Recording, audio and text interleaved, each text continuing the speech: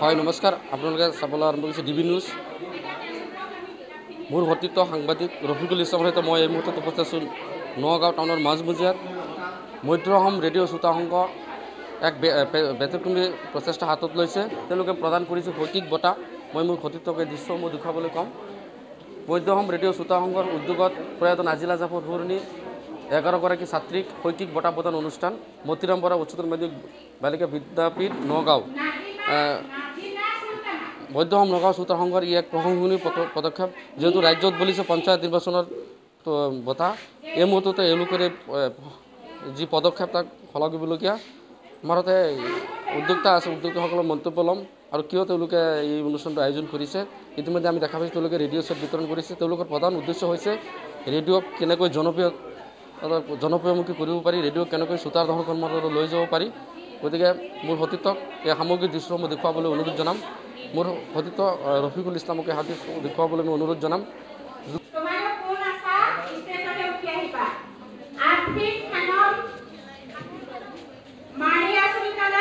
হয় মোৰ সতীৰ্থ সাংবাদিকে এই দৃশ্যসমূহ আপোনালোকক দেখুৱাই আছে শৈক্ষিক বঁটা প্ৰদান অনুষ্ঠান মধ্য অসম ৰেডিঅ' শ্ৰোতা সংঘৰ উদ্যোগত হয় আপোনালোকক এই দৃশ্যসমূহ দেখুৱাই আছে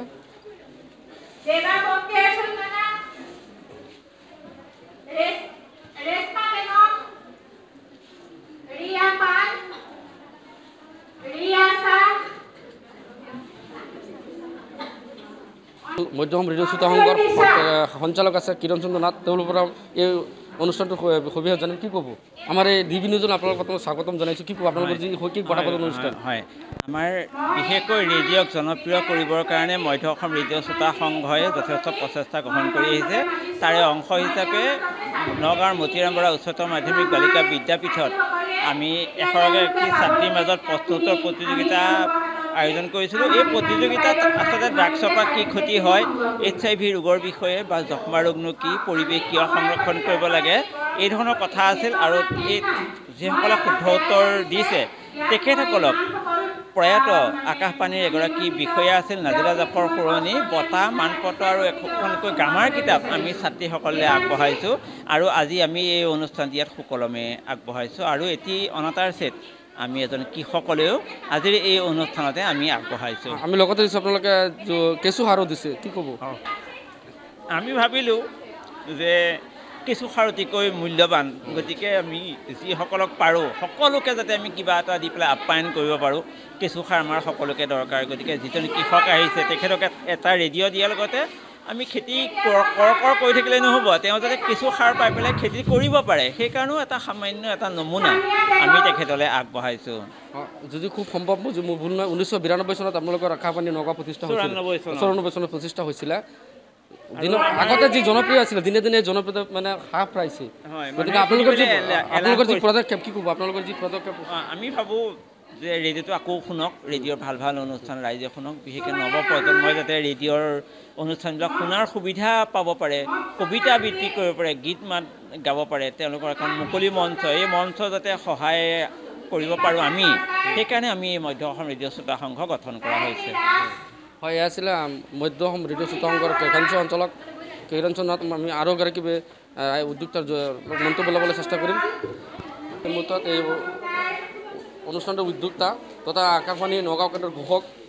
তেওঁলোকৰ পৰিচয় হ'ম মোৰ নাম ৰাহুল দেৱ বৰদলৈ মধ্য অসম ৰেডিঅ' শ্ৰোতা সংঘৰ মই সঞ্চালক আমি 2024 চনৰ 13 ফেব্ৰুৱাৰী তাৰিখে ৱৰ্ল্ড ৰেডিঅ' ডে'ৰ দিনা এই মধ্য অসম ৰেডিঅ' শ্ৰোতা সংঘ গঠন কৰিছিলোঁ আৰু গঠন কৰা মূল উদ্দেশ্যটোৱে হৈছে যে আমাৰ আকাশবাণী ৰেডিঅ'ৰ যিটো জনপ্ৰিয়তা ৰেডিঅ' হ'ল শৈক্ষিক সাংস্কৃতিক আৰু মনোৰঞ্জনৰ আৰু তথ্য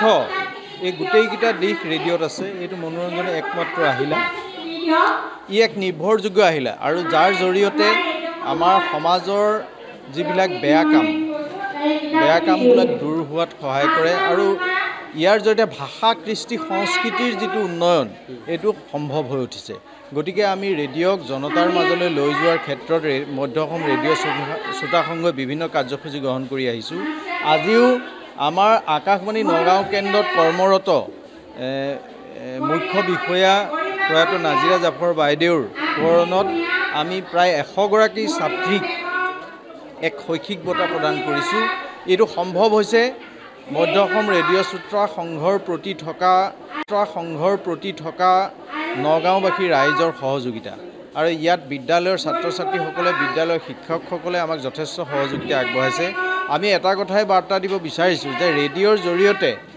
ছাত্ৰ ছাত্ৰীসকলৰ মাজেৰে শৈক্ষিক যিটো উত্তৰণ, এই উত্তৰণত যেন সহায়ক হয় আৰু ৰেডিঅ' মানুহে শুনিবলৈ আগ্ৰহ কৰে। ৰেডিঅ' এনেও শুনে, কিন্তু বৰ্তমান সময়ত মানে যিটো আধুনিকতাৰ গ্ৰাসত পৰি মানে বিভিন্ন ধৰণৰ বৈদ্যুতিক মাধ্যমৰ যিহেতু ওলাইছে, ইয়াত ৰেডিঅ'ৰ প্ৰতি মানুহৰ আসক্তি কমিছে। গতিকে আমি ৰেডিঅ' যে এটা নিৰ্ভৰযোগ্য তথ্য, সাংস্কৃতিক, শিক্ষা বিভিন্ন দিশৰ আমাক মানে উত্তৰণৰ ক্ষেত্ৰত সহায় কৰি আহিছে। গতিকে আমি ইয়াক সমল হিচাপে লৈ আমি সমাজত এখন সুন্দৰ সমাজ গঢ়াৰ ক্ষেত্ৰত আমি বৰঙণি আগবঢ়াবৰ কাৰণে আমি ৰাইজৰ ওচৰলৈ যাব বিচাৰিছোঁ আৰু ৰাইজক ক'ব বিচাৰিছোঁ। আমাৰ মূল উদ্দেশ্য। আপুনি যিহেতু কেন্দ্ৰটোৰ লগত জড়িত বা এজন ঘোষক, আপুনি অনুষ্ঠান যেতিয়া আৰম্ভ কৰে তাৰ অলপ জানিব বিচাৰে আৰম্ভণি। মই আকাশবাণী নগাঁও কেন্দ্ৰৰ ঘোষক। আমি আচলতে কেনেধৰণে কৰোঁ, এইটো হ'ল এয়া আকাশবাণী নগাঁও অনুষ্ঠান প্ৰচাৰ কৰা হৈছে FM বেণ্ডৰ 102.7 মেগাহাৰ্টছৰ। এতিয়া আৰম্ভ কৰিব বিচাৰিছোঁ সুগম সংগীতৰ অনুষ্ঠান গীতিমালিকা। হয়, ধন্যবাদ। হয়, আছে আকাশবাণী নগাঁও কেন্দ্ৰত কৰ্মৰত ঘোষক ৰাহুল দেৱ বৰ্মন। আকাশবাণী নগাঁও কেন্দ্ৰৰ যি এই প্ৰশংসনীয় পদক্ষেপ ৰেডিঅ'ক শ্ৰোতা দৰ্শকৰ মাজলৈ লৈ যোৱাৰ যি প্ৰয়াস, এই প্ৰয়াসক আমি সঁচাকৈ ধন্যবাদ জ্ঞাপন কৰিব লাগিব। আজি মধ্য অসম ৰেডিঅ' শ্ৰোতা সংঘই নগাঁৱৰ মাজমজিয়াত থকা মতিৰাম বৰা বালিকা বিদ্যাপীঠত নাজিলা জাফৰ সোঁৱৰণী শৈক্ষিক বঁটা 100গৰাকী ছাত্ৰীক প্ৰদান কৰা হৈছে। আচলতে মধ্য অসম ৰেডিঅ' শ্ৰোতা সংঘই ৰেডিঅ'ক জনপ্ৰিয় কৰাৰ ক্ষেত্ৰত 2024 বৰ্ষৰ 13 ফেব্ৰুৱাৰীত জন্ম লাভ কৰাৰ পিছৰ পৰা বিভিন্ন কাৰ্যসূচী গ্ৰহণ কৰি অহা হৈছে। আমি নগাঁৱৰ বিভিন্ন ঠাইত, নগাঁৱে নহয় মৰিগাঁও, কাৰ্বি আংলং এই 3খন জিলাক সামৰি আমি বিভিন্ন বিদ্যালয়ৰ ছাত্ৰ ছাত্ৰীসকলৰ মাজত শৈক্ষিক উত্তৰণৰ কাৰণে আৰু ৰেডিঅ'ক জনপ্ৰিয় কৰাৰ কাৰণে আমি প্ৰশ্নোত্তৰ প্ৰতিযোগিতা অনুষ্ঠিত কৰি আহিছোঁ আৰু ৰেডিঅ' বিতৰণ কৰি আহিছোঁ। ৰেডিঅ' এইকাৰণে বিতৰণ কৰি আহিছোঁ যে ৰেডিঅ'ই মানুহক শৈক্ষিক, সাংস্কৃতিক, ভাষিক আৰু তথ্যৰ শুদ্ধ জ্ঞান দিয়ে আৰু এইকাৰণেই আমি ৰেডিঅ'ক জনমানসত জনপ্ৰিয় কৰাৰ উদ্দেশ্যে মধ্য অসম ৰেডিঅ' শ্ৰোতা সংঘই অকল প্ৰশ্নোত্তৰ প্ৰতিযোগিতা, ৰেডিঅ' বিতৰণ আৰু সমাজৰ বিশেষ ব্যক্তিক, যিসকল ব্যক্তিয়ে সমাজলৈ অভূতপূৰ্ব বৰঙণি আগবঢ়াইছে আৰু তেওঁৰ স্থানীয়ভাৱে মানে আমাৰ স্থানীয় লোকশিল্পীসকলক নিৰ্বাচিত কৰি আমি বছৰত তেখেতসকলৰ এটি বঁটা প্ৰদান কৰোঁ, লোকশিল্পী বঁটা। আৰু ইতিমধ্যে 2টা বছৰত আমি 2গৰাকী বিশেষ ব্যক্তিক এই বঁটা প্ৰদান কৰিছোঁ। গতিকে আমি আশা কৰিছোঁ যে আমাৰ এই ৰেডিঅ' জনপ্ৰিয় কৰাৰ এই অনুষ্ঠানটিক জনতাৰ মাজলৈ নিয়াৰ ক্ষেত্ৰত ৰাইজে আমাক সহযোগিতা কৰিব। আৰু